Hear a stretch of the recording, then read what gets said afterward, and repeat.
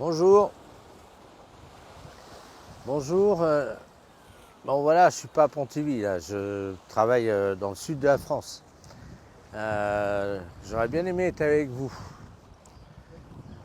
C'est une ville que je connais un peu et un peu bien bien sûr, dont je connais un peu la population, un peu bien aussi.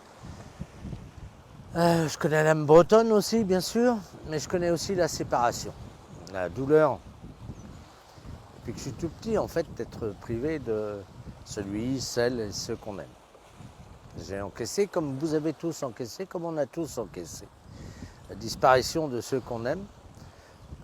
Moi, ça a commencé très jeune, à 7 ans, puis à 11 ans, puis etc. On va pas se la faire, quoi. On est tous des grands, on a tous morflé.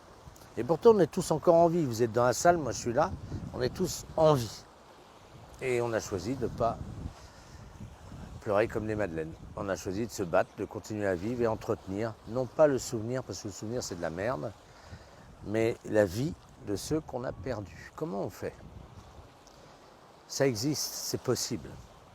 Enfin, personnellement, moi j'ai une. C'est pas une technique, c'est pas un secret.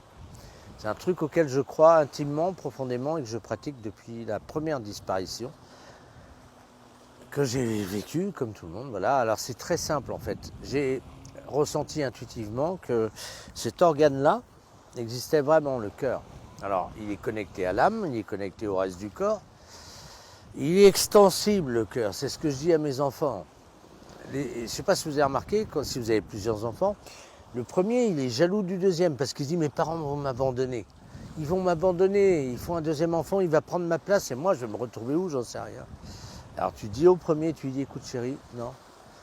Plus il y a d'enfants, plus le cœur s'agrandit et plus il y a de la place pour deux. Voilà. Et ensuite pour trois peut-être, et quatre, enfin bref. Et pour tout le monde. Ben, c'est pareil quand on perd quelqu'un en fait. C'est exactement la même chose. Toutes celles et ceux qu'on perd dans la vie peuvent trouver place ici parce que c'est extensible. Et on peut continuer non pas à perpétuer leurs souvenirs, ça n'a aucun intérêt, mais à faire qu'ils vivent en nous. Et on verra bien ce qui se passera après. Certains croient en certaines choses, d'autres pas. Certains croient en rien. On verra bien. C'est pas le problème. L'essentiel, c'est de faire le job. Le job, c'est de se dire que là, il y a de la place pour toutes et tous. Largement. Et ça donne le sourire.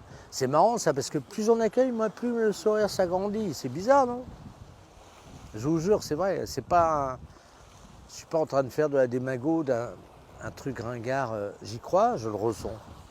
Et à partir du moment où je ressens quelque chose, moi j'y crois. Je ne sais pas si vous être comme ça. En tout cas, je pense à vous aujourd'hui. Je sais où vous êtes. Je connais bien cette salle. Je connais bien ce que vous avez vécu, ce que vous vivez. Je le vis aussi, je l'ai vécu aussi. Donc c'est très sincèrement que je m'adresse à vous en vous disant que voilà, je suis avec vous et je sais aussi qu'on a de la place ici. Beaucoup plus.